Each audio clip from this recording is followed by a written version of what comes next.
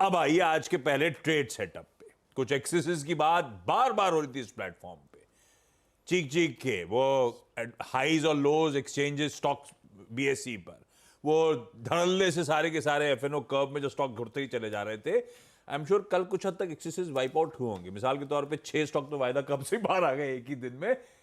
Setup है कैसा, समीकरण बैठ कैसे रहे? देखिए सेटअप का ऐसा है कि नंबर्स में आपको कुछ ऐसा दिखाई नहीं देगा जिससे लगेगा कि इतनी सेलिंग हो गई मार्केट में। एक चीज़ बता दूं, मैं कभी भी डे टू डे के नंबर्स को मैच करके ये मत सोचिए कि मार्केट में सेलिंग कहाँ से आई। मैं आपको एग्जांपल दे सकता हूं जहां पर एक ही दिन में एफआईआई डीआईआई सबने बाय किया फिर भी मार्केट गिरता है। मार्केट में एक चीज़ होती है इनविजिबल हैंड। अब वो इनविजिबल हैंड किसका होता है यू नेवर नो, ठीक है। बहुत लोग डिस्कस करते हैं किसका था वो, हमें नहीं पता वो मतलब कौन जब है वो पूछते हैं एफआईडीआई दोनों खरीदे, बेचा किसने, हाँ तो कई इनविजिबल हैंड है। हाँ इनविजिबल हैंड है वो। और वो इनविजिबल हैंड वैसे कई बार एक्टिव हो जाता है और ख़ास तौर से इलेक्शन के आसपास बहुत ज़्यादा वो एक्टिव होता है, ठीक है। तो क्या होता है कि ये मार्केट में ना आपको थोड़ा सा इन चीज़ों को, हम डे टू डे सेटअप की बात करते हैं ज़रूर है, कुछ मार्केट सेटअप से अलग होती हैं, कुछ मार्केट लेवल बेस्ड होती हैं। हम रोज़ लेवल बेस्ड मार्केट की बात करते हैं, ये वाली मार्केट लेवल बेस्ड नहीं है, ये वाली मार्केट ट्रेंड बेस्ड है।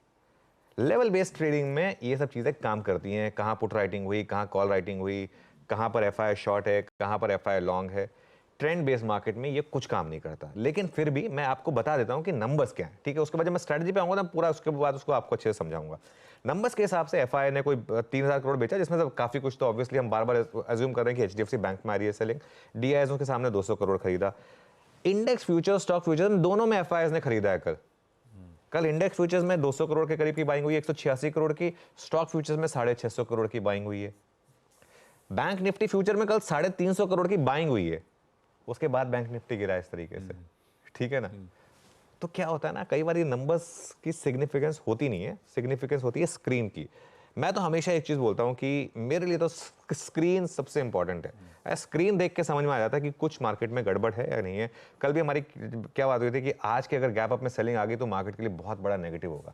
एक व्यू ये बन सकता है कि शायद अगर 21,285 रुक जाए तो रुक गई करेक्शन, नहीं रुका तो फिर बहुत बड़ी करेक्शन आ सकती है मार्केट में। कल जिस तरीके से गैप अप पर रुके ही नहीं आप, वो क्लियर हो गया था मार्केट में। अगर आपकी अप्रोच हो कि मेरे को सेलिंग में ही पैसा बनाना है ना, कल बहुत पैसा बना था, कल बहुत पैसा बना था सेलिंग में। मार्केट में एफएनओ किस लिए है?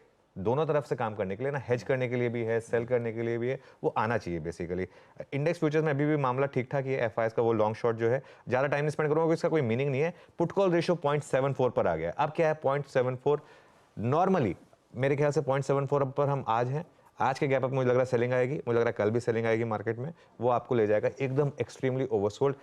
उसके बाद बजट आ जाएगा फेब्रुअरी सीरीज में, मुझे लग रहा है कि मार्केट थोड़ी रिकवरी दिखाएगा आपको। जनवरी सीरीज के शुरू में हमने एक चीज डिस्कस की थी कि जनवरी की सीरीज बहुत खराब रहती है मार्केट के लिए, चाहे अप ट्रेंड हो या डाउन ट्रेंड हो, और वॉलेटिलिटी अगर आप नहीं झेल सकते तो दूर रहें। मेरे ख्याल से ये सीरीज एक्सपायर हो जाने दीजिए, उसके बाद आइए। अगले 2 दिन में भी मुझे लग रहा है सेल ऑन रैली में आपका अच्छा पैसा बनेगा। वैसे मैं ये बात अभी आपको बता देता हूँ। बैन की जहाँ तक बात है, जैसा आपने कहा, एक अच्छी चीज़ हो गई कि अब बैन से बाहर आने शुरू हो गए stocks. IEX, SAIL, ABFRL, Delta Corp, Polycab, Zee entertainment. अच्छा, एक बहुत इंटरेस्टिंग चीज़ आपने नोटिस करी होगी, पहले बैन में वो स्टॉक्स जाते थे जो बहुत ज़्यादा चलते थे। आजकल बैन में वो स्टॉक्स जाते हैं जहाँ एक्सीडेंट्स हो रहे हैं, जैसे कि जी, पॉलीकैब, ये सारे के सारे स्टॉक्स। तो ये बहुत इंटरेस्टिंग होगा आज जब जी बाहर आएगा बैन से। मुझे लग रहा है कि आज इसमें शायद और थोड़ी सी फॉलो थ्रू सेलिंग शायद होनी चाहिए यहाँ पर। लेकिन खैर सेटअप न्यूट्रल है, थोड़ा ओवरसोल्ड है, लेकिन थोड़ा ओवरसोल्ड अभी काफ़ी ओवरसोल्ड बनने की हैसियत रखता है, ये मेरा मानना है। ठीक है, सेटअप से ये समीकरण निकल के आ रहे हैं। अब ऑल इंपॉर्टेंट आज के निफ्टी 50 का अप्रोच। बड़े ट्रेंड में करेक्शन फेज से गुजर रहे हैं, या फ्रंट बातचीत में निकल कर आया था।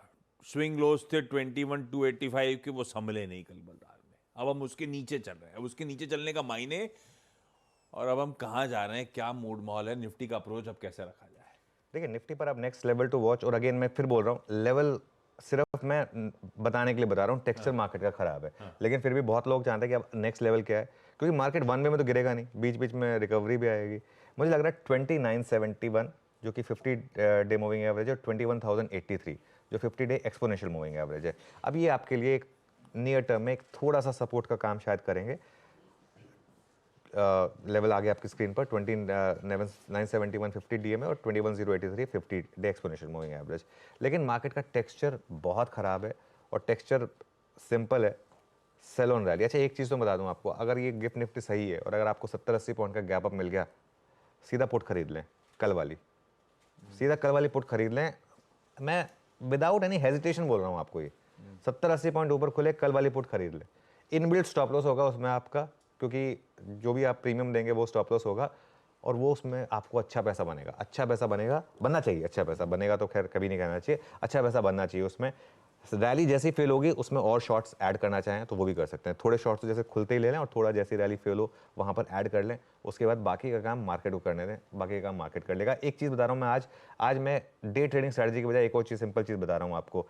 जब भी मार्केट में ट्रेंड के अगेंस्ट गैप हो उसे यूज़ करना सीखिए। क्या मतलब, अप ट्रेंड में गैप डाउन मिले आंख बंद करके बाय करिए, डाउन ट्रेंड में गैप अप मिले आंख बंद करके सेल करिए। ये सिंपल स्ट्रैटेजी है। गैप अप में अगर ट्रेंड अप में अगर गैप डाउन खरीदना है, ट्रेंड डाउन में गैप अप है बेचना है।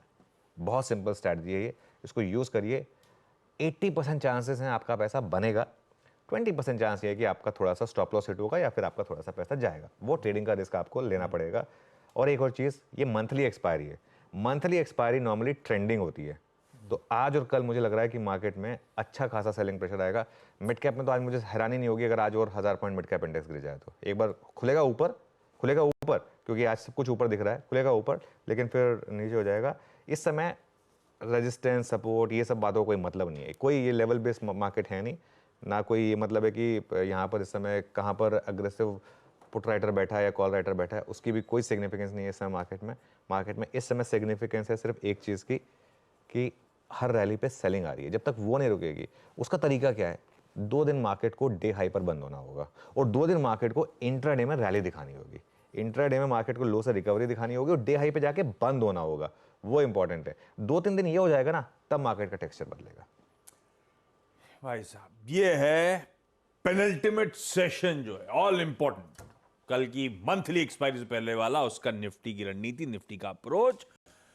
मिड कैप्स आज भी पिटाई झेल रहे होंगे। खैर एक्सेसेस ठीक हो सिस्टम में, फ्रॉथ हटे, वो बेहतर होता है। लेकिन आई एम श्योर इस सुन के आप लोगों में कईयों का ब्रेकफास्ट करने का मूड नहीं करेगा आज, उसको भी पॉजिटिव लीजिए। कभी कभी डाइटिंग करना अच्छा होता है। तो ठीक है, ये निफ्टी का अप्रोच। निफ्टी बैंक ज्यादा इंपॉर्टेंट, जिसने सरदर्द बनाया पिछले हफ्ते वीक ऑन वीक 3.5% का दबाव, उस पर 2.25% कल के ट्रेडिंग सेशन में। एचडीएफसी बैंक पता नहीं कब संभलेगा, उसकी अपफ्रंट चर्चा कर ली हमने, लेकिन निफ्टी बैंक कर क्या रहा है, क्या अप्रोच है, क्या देखना है अब इस पॉकेट में? देखिए, बैंक निफ्टी में बहुत सिंपल है, अगर आप शॉर्ट नहीं कर सकते तो दूर रहें। पिछले एक हफ्ते में 10 दिन में अगर आपने बैंक निफ्टी में अग्रेसिव बनने की कोशिश की ना, मार्केट ने आपको बहुत जोर से थप्पड़ मारा है बैंक निफ्टी में, क्योंकि हर लेवल पर आपकी लॉन्ग में पोजीशन में स्क्वायर ऑफ मतलब, और क्या है ना, इसमें स्टॉप लॉस का कोई मतलब है? कोई मतलब ही नहीं है स्टॉप लॉस में। अगर आप इस तरीके से इंडेक्स गिरता है, 3-2,500 पॉइंट इंडेक्स गिरता है, तो क्या स्टॉप लॉस लगाएंगे आप? और एक चीज़, अगर आपने शॉर्ट करना सीखा है मार्केट में तो बड़ा पैसा बना है। बैंक निफ्टी में शॉर्ट में बड़ा पैसा बना है। इसके इंडिकेशन थे एक हफ्ते पहले से, जब हमने एक बात की थी कि बैंक निफ्टी में, आपको याद होगा हमने जिस दिन एचडीएफसी बैंक के नंबर आए तो एक चीज़ की थी कि 800 पॉइंट नीचे गिरे बैंक निफ्टी तब भी शॉर्ट करके पैसा बनेगा वहाँ पे। क्योंकि कई बार हम लोग ये सोचते हैं कि अब तो इवेंट आ गया, अब क्या फायदा। नहीं, इवेंट आने के बाद ही तो असली पैसा बनता है। इलेक्शन आने के बाद असली पैसा बना अप साइड पर, एचडीएफसी बैंक के नंबर्स के बाद असली पैसा बना डाउन साइड पर। खैर एनीवे, बट अभी इस लेवल में मेरा जो टारगेट है 44,666, 200 डे मूविंग एवरेज, वहाँ मुझे लग रहा है एक बार के लिए मार्केट सपोर्ट लेने की कोशिश करेगा। क्यों? क्योंकि 200 डे मूविंग एवरेज की सिग्निफिकेंस होती है, रेलेवेंस होती है। इसके लिए एक बार वहाँ पर सपोर्ट लेने की कोशिश करेगा। अगर वो टूट गया आशीष और क्लोज हो गया उसके नीचे, तो और 1000 पॉइंट तक की डाउन साइड ओपन हो जाएगी बैंक निफ्टी में। स्ट्रैटेजी वही है सिंपल मेरी, बैंक निफ्टी में जैसे ही रैली फेल हो वहाँ पर बेचने का थोड़ा सा आप एक वो रखें, हौसला रखें। बीच बीच में पावरफुल शॉर्ट कवरिंग रैलीज आएंगे, लेकिन इस चीज़ का ध्यान रखिएगा। ठीक बात, ये हो गई भाई। बहुत इंपॉर्टेंट सेशन हमारे सामने खड़ा हुआ है, देखते हैं किस हद तक आज और पेन झेलना है, क्या थमेंगे, कहाँ थमेंगे। इन सब क्वेरीज का सॉल्यूशन भी आपकी स्क्रीन पर है। कैसे अप्रोच करना है निफ्टी बैंक, उस पर डिटेल में हो गई चर्चा। सीएनबी सेवास का मॉर्निंग पैनल भी रेडी हो रहा है, एक एक करके सब जुड़ते चले जा रहे हैं। कुछ ही देर